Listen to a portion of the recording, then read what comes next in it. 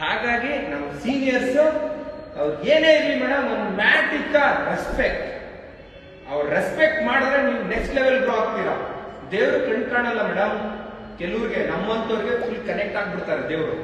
ಯಾಕಂದ್ರೆ ನಾವು ಅಷ್ಟು ಪ್ರೀತಿ ಮಾಡ್ತೀವಿ ದೇವ್ರನ್ನ, ಯೂನಿವರ್ಸ್ನ, ಟೈಮ್ನ. ನಮಗೂ ಜಾಸ್ತಿ ಕಷ್ಟ ಕೊಟ್ಟಿದ್ದಾರೆ ಯೂನಿವರ್ಸು, ದೇವರೆಲ್ಲ 1.5 ಕೋಟಿ ಲಾಸು ಮಾಡಿದ್ದಾರೆ. ಪರವಾಗಿಲ್ಲ, ಅದೇನಕ್ಕೆ ಮಾಡಿದ್ದಾರೆ, ನೀನು ಇದೆಲ್ಲ ಮೇಂಟೈನ್ ಮಾಡಿ ಇನ್ನ ಜಾಸ್ತಿ ಕೊಡ್ತೀನಿ ಅಂತ. ಕರೆಕ್ಟ್. ಎಷ್ಟು ಖುಷಿಯಾಗಿ ನಗ್ತಾ ಇದ್ದೀನಿ. ನಮ್ಮ ಬ್ಯಾಂಕ್ಗಳು ಬರ್ತಾರೆ, ಅವ್ರಿಗೆ ಒಳ್ಳೆ ಹಾಸ್ಪಿಟಾಲಿಟಿ ಕೊಟ್ಟು, ನಮ್ಮ ಟೀಮ್ ಮೆಂಬರ್ಸ್ ಒಳ್ಳೆ ಹಾಸ್ಪಿಟಾಲಿಟಿ ಕೊಡ್ತೀವಿ. ಅವ್ರಿಗೆ ಕಾಫಿ, ಸ್ನಾಕ್ಸ್ ಎಲ್ಲ ಕೊಡ್ತೀವಿ, ಕೂರಿಸ್ತೀವಿ, ಮಾತಾಡ್ತೀವಿ. ಅವ್ರು ಕೂಗ್ತಾರೆ, ನಾವು ಕೋಪ ಮಾಡ್ಕೊಳ್ಳಲ್ಲ, ಬೇಜಾರು ಮಾಡ್ಕೊಳ್ಳಲ್ಲ, ಸರ್ ಓಕೆ ಅಂತೀವಿ. ಆಮೇಲೆ ನೆಕ್ಸ್ಟ್ ಪೇ ಮಾಡ್ತೀವಿ, ಮತ್ತೆ ಹೋಗ್ತಾರೆ.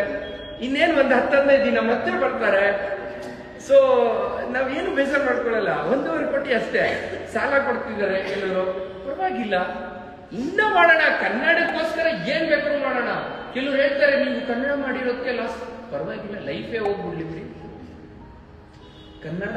ಕನ್ನಡ ನಮ್ದವ್ರು ಯಾವತ್ತೂ ಲಾಸ್ ಆಗಲ್ಲ.